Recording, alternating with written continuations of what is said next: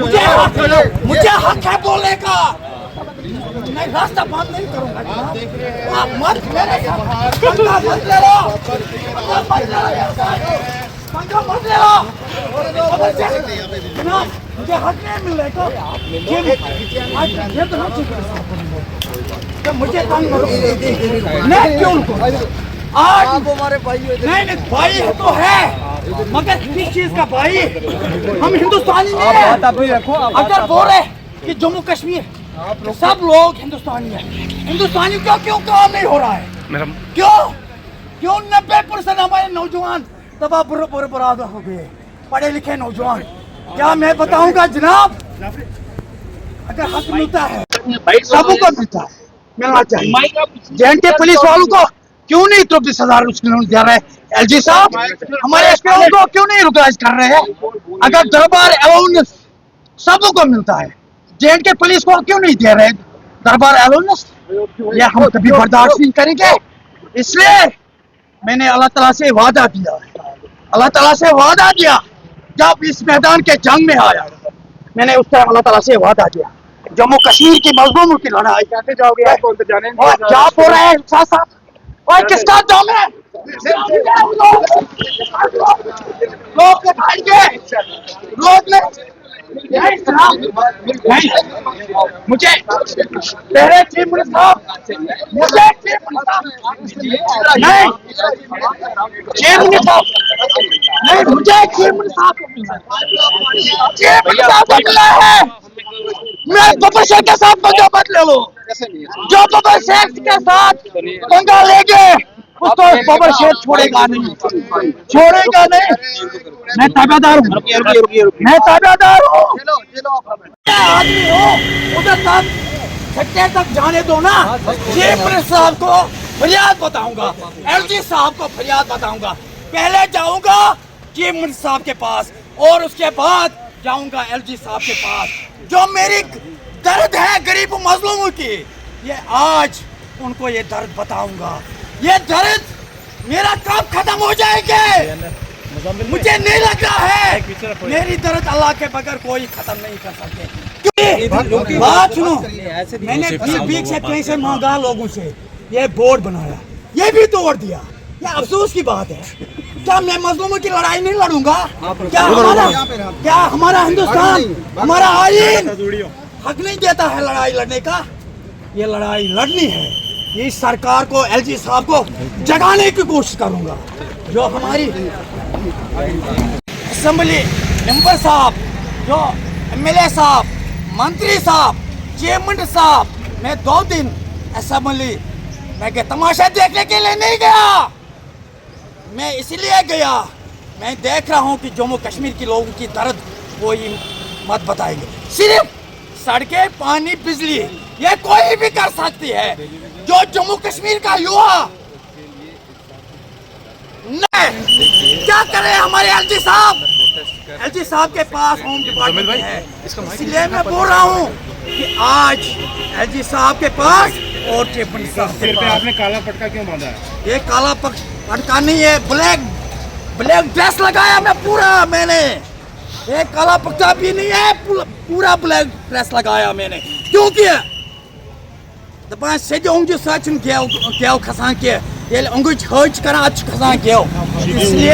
इसलिए आज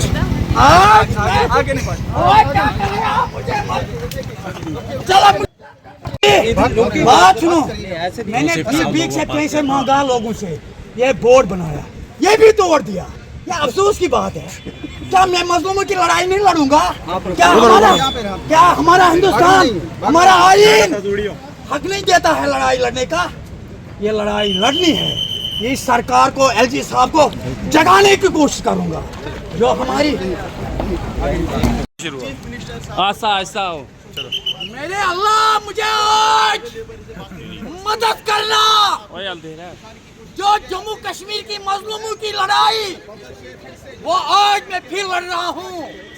आज माइक पीछे कर लो। मेरा फरियाद एलजी साहब से और चीफ मिनिस्टर साहब से। आज ये किसी का दम नहीं है जो बबर शेर को रोक लगाएंगे। जनाब मुझे फरियाद करने दो, मुझे लड़ाई नहीं है। मैं एलजी साहब से भी रोड नहीं बंद करूंगा जनाब। इधर तो मुझे आने दो। नहीं मुझे मत मजबूर करो, मुझे मजबूर मत करो। नहीं मुझे अंदर जाने दो, नहीं क्यों या तो शेर जाएंगे घर वापस। आज मैं डिमांड लेकर जाऊंगा एलजी साहब, एलजी साहब, शफी साहब, चीफ मिनिस्टर साहब, हमारा फरियाद सुनना है। क्या पूरे बेटी हाउस में वजीर आला ने ये कहा है कि इस जो इस साल है वो फेस मैनर में डेलीवेजरों को पक्का कर दिया जाएगा। उम्मीद रखते हैं कि इस साल हो जाएंगे।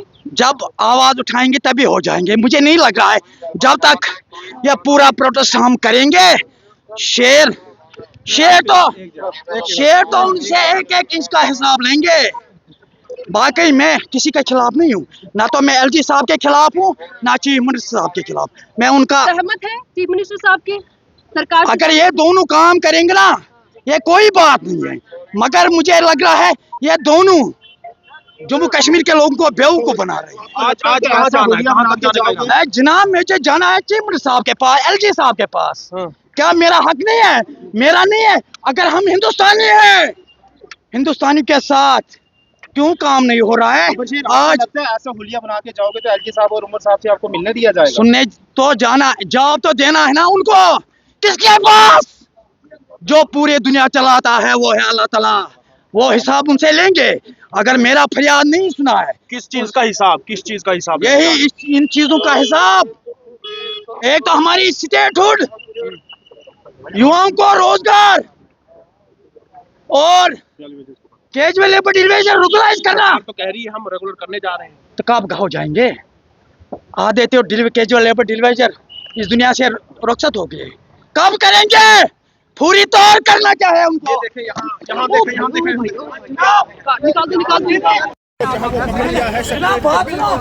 मैंने बीक से यार क्या कर रहे हो यार?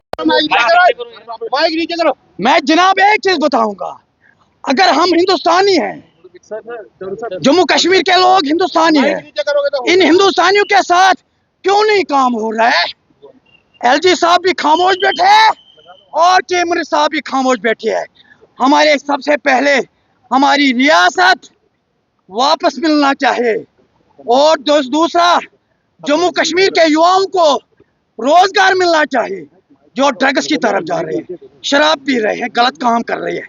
एक तरफ सरकार ने वाइन शॉप की दुकान नहीं बंद किया है, दूसरी तरफ बोल रहा है कि शराब लोग पीना चाहिए। ये बबर शेर कभी बर्दाश्त नहीं करेंगे। शराब की दुकान बंद होना चाहिए, क्योंकि हमारे इससे पहले हमारे नौजवान तबाह हो चुके हैं, बर्बाद हो चुके हैं। दूसरा, कैजुअल लेबर डिलीवेजर उनको रुकलाइज करना चाहिए, हमारे एसपी को रुकलाइज करना चाहिए। जेएंड के पुलिस वालों को 24,000 डिस्ट्रिक्ट अलाउंस मिलना चाहिए और जो दरबार अलाउंस बाकियों को सबों को मिलता है, हमारे जेएंड के पुलिस वालों को क्यों नहीं दे रहे हैं? यह उनका हक है। मैं नहीं सोचता हूँ कि जेएंड के पुलिस मेरा सुपारिश करेंगे। मेरा एक ही बेटा है सुपारिश करने वाला, वो है अल्लाह ताला। शेर तो डरने वाला नहीं है, ना झुकने वाला। तो आप अकेले हो तो एलजी साहब ने अपनी पुलिस लगाई आपके लिए। वो एलजी साहब अगर पूरे हिंदुस्तान का फोर्स लगाएंगे, आज किसी का दम नहीं है जो शेर को रोक सके। देख लेना।